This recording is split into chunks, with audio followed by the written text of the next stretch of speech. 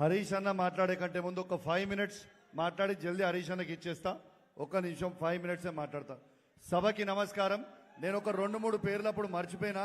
Surender Reddy MPP గారికి, రాణి Surender Reddy MPP గారికి ప్రత్యేకంగా ధన్యవాదాలు. మీ పేరు మర్చిపోయినా. ఇంతకుముందు కొండాలరెడ్డి గారు, రామస్వామి గారు, మన సంపత్రావు గారు, కొన్ని ఎవరైనా ఇంకెవరైనా మర్చిపోతే జర క్షమించుర్రి. టైం లేదు కాబట్టి ఎవరి పేరు చెప్తలేను.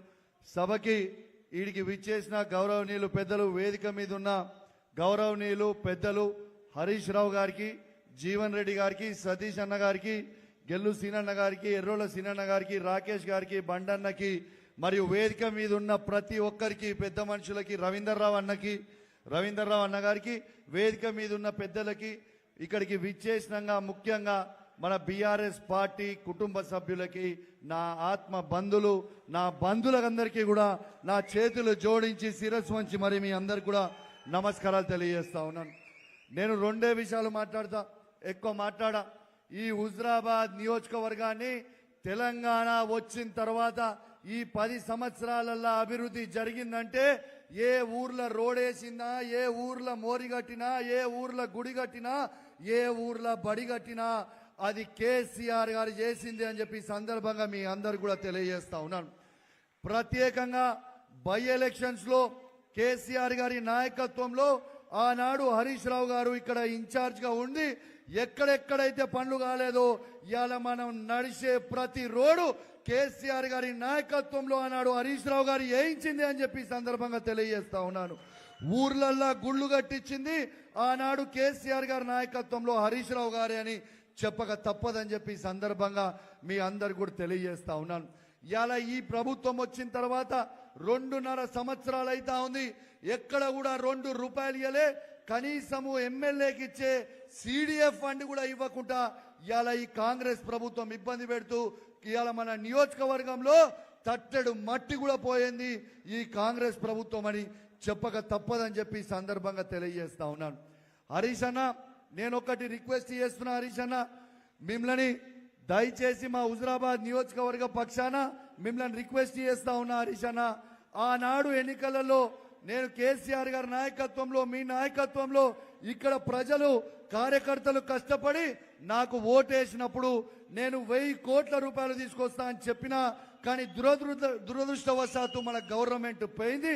రేపు మళ్ళా అధికారంకి వచ్చిన తర్వాత 1000 కాదు 1001 తెస్తా, ఇది గ్యారెంటీగా చెప్తా ఉన్నాను. దీనికి హరీష్ అన్న సహకారంతో ఖచ్చితంగా తీసుకొచ్చే బాధ్యత నాది అని చెప్తా ఉన్నాను. ఎట్టు పరిస్థితిలో మాట ఇచ్చింది, మాట తప్పేది లేదు. రెండోది, అసలు పంట కొనుగోలు.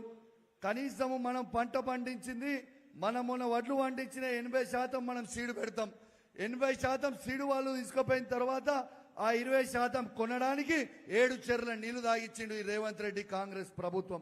ఇలా అదే విధంగా మనము మక్కలు మీరు పండించి జమ్మికుంట మార్కెట్కి తీసుకపోతే ఆ మార్కెట్లో ఆనాడు నేను, నాతో పాటు పింగిల్ రమేష్ అన్న, రాజేశ్వరరావు అన్న, దిలీప్ అన్న, వేదిక వాళ్ళందరూ కూడా ఆడికి పోతే గాని వాడి ఆ రోజు కదలలేదు. పోరాటం చేస్తేనే మాత్రం ఆ రోజు కొన్నారు. ఆ రోజు పోయి జబర్దస్తి ఓపెనింగ్ చేసింది కూడా మీ అందరు కూడా గుర్తు చేస్తా ఉన్నాను. ఇంకోటి కూడా ఆలోచన చేయాలి. ఇలా యూరియా బస్తాలు నా హుజరాబాద్ నియోజకవర్గానికి ఇవ్వకపోవడం అనేది చాలా చాలా బాధాకరం. మూడో విషయం అన్నా, ఇలా కేసీఆర్ గారు దళిత బంధు అనే పథకం పైలట్ ప్రాజెక్ట్ గా తీసుకొని హుజరాబాద్ లో సాచురేషన్ మోడ్కి ఇస్తే 5000 మందికి 2వ విడత దళిత బంధు ఇవ్వకపోవడం అనేది చాలా చాలా బాధాకరం. అనేక సార్లు అసెంబ్లీలు అడిగినా ఇస్తామని చెప్తున్నారు, కానీ దున్నపోతు మీద నీళ్లు పోసినట్టుంటా ఉన్నారు. బిడ్డ, హెచ్చరిస్తా ఉన్నాను, మీకు కర్రగాసి వాత పెట్టే రోజు దగ్గర ఉంది ప్రతి దళితుడు అని చెప్పి ఈ సందర్భంగా రేవంత్ రెడ్డి గారిని హెచ్చరిస్తా ఉన్నాను. పదే సారి 2023లో వీణవంక మండలంలో ఉన్న కలువల చెరువు, ఆ చెరువుని ఆ రోజు వర్షంతో కొట్టుకపోతే కేసీఆర్ గారిని అడగంగానే ఆ రోజు DPR 70 కోట్ల రూపాయలతో GPR ఇస్తే ఇలా దురదృష్టవశాత్తు మన గవర్నమెంట్ పోయింది. కానీ ఈ ప్రభుత్వాన్ని మొదటి అసెంబ్లీ సెషన్ నుంచి ఇయాలటి వారికి కలువల్ల ప్రాజెక్ట్ కట్టండి, మా వీణవంక మండలం, జమ్మికుంట మండలం రైతులకి లాభం అవుతుంది అని చెప్తా ఉంటే ఇప్పటిదాకా కట్టకపోవడం అనేది చాలా చాలా బాధాకరం. హరీష్ అన్న నాడు కమలాపూర్ పట్టణంలో 1,75,00,000 అద్భుతమైన బస్ స్టాండ్ కట్టిస్తే ఇంకొక ₹1,00,00,000 పెడితే అయిపోతుంది అనేక సార్లు అసెంబ్లీలు అడిగితే ఇప్పటిదాకా కూడా ఇవ్వకపోవడం చాలా చాలా బాధాకరం. ఇంకోటి కూడా చెప్తున్నా, మన కార్యకర్తలకు చెప్తున్నా, మీకు మాట ఇస్తున్నా.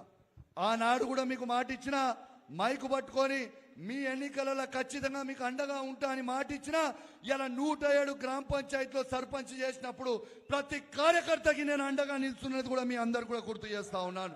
మొన్న మున్సిపల్ ఎన్నికలలో కూడా ఇలా జమ్మికుంట, హుజరాబాద్ లో ప్రతి కార్యకర్తకి అండగా నిలుస్తుంది. మీ అందరికీ కూడా గుర్తు చేస్తా ఉన్నాను. ఇలా బిడ్డ ఇంకో ముఖ్యమైన విషయము ఇలా అంటా ఉన్నారు. ఇలా కాంగ్రెస్ వాళ్ళు ఏమనుకుంటారు, డంపింగ్ యార్డ్ విషయం మేము లేపినాము, టెంట్ లేపినాం, ఇక డంపింగ్ యార్డ్ సంగతి మర్చిపోయారు అందరూ అని అనుకుంటారు. అరే బిడ్డ, ఎవ్వరు మర్చిపోలే. మీరు డంపింగ్ యార్డ్కి ఇట్లా ఎత్తేయకపోతే మీరు రిటర్న్ ఆర్డర్ కాపీ ఇచ్చిర్రు. మళ్ళీ అదే రిటర్న్ ఆర్డర్ కాపీ ఇవ్వకపోతే మాత్రం మీకు కర్ర కాల్చి వాత పెడతాం. మళ్ళా అదే హుజరాబాద్ అంబేద్కర్ చౌరస్తా దగ్గర ఖచ్చితంగా టెంట్ వేస్తామని కూడా ఈ ప్రభుత్వాన్ని హెచ్చరిస్తా ఉన్నాను. ఇలా రేవంత్ రెడ్డి గారిని నేను సూటిగా ఒక ప్రశ్న అడుగుతా ఉన్నాను.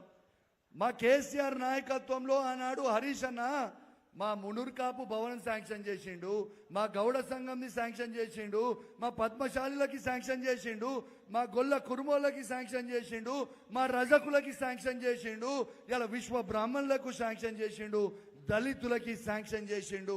మా ఆత్మ గౌరవం పెరగాలని హుజరాబాద్ పట్టణంలో ఒక్కొక్క ఎకరం ఇచ్చి ఇలా శాంక్షన్ చేస్తే ఈ లంగలు ఇలా భవనాలని ఎందుకు క్యాన్సిల్ చేసిరో జవాబు చెప్పాలని చెప్పి నేను అడుగుతా ఉన్నాను రేవంత్ రెడ్డి గారిని.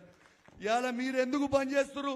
ఇలా మాకు ఆనాడు ఎస్డిఎఫ్ లో ₹100 కోట్ల కేసీఆర్ నాయకత్వంలో హరీష్ రావు గారు శాంక్షన్ చేపిస్తే ఇలా మీరు ఎందుకు ఇలా ఎస్డిఎఫ్ ఫండ్ అన్ని కూడా మీరు క్యాన్సిల్ చేసిర్రో మీరు బిడ్డ జవాబు చెప్పాలి. రాబోయే కాలంలో ఇంకా ఉధృతం చేస్తాం, ఎట్టు పరిస్థితిలో ఊకోం. మన బీఆర్ఎస్ పార్టీ కార్యకర్తలకు కూడా చెప్తా ఉన్నాము, మీరు ఎవరు అధైర్యపడాల్సిన అవసరం లేదు. 2 సంవత్సరాలల్లా మళ్ళా ఈ తెలంగాణ రాష్ట్రానికి కేసీఆర్ గారు ముఖ్యమంత్రి కాబోతా ఉన్నారు. మన ప్రభుత్వం రాబోతా ఉంది. ఖచ్చితంగా మళ్ళా మన అందరం కూడా కేసీఆర్ గారు తెచ్చుకొని మన హుజరాబాద్ నియోజకవర్గాన్ని అభివృద్ధి చేసుకుందామని తెలియజేస్తూ, ఇక నేను ఎక్కువ హరీష్ అన్న మాట్లాడతారు కాబట్టి మీ అందరికీ కూడా ప్రత్యేకంగా ధన్యవాదాలు తెలియజేస్తూ, మీ అందరు కూడా హరీష్ అన్న మాట్లాడిన తర్వాత అయిపోయిన తర్వాత హరీష్ అన్న నిల్చుంటాడు.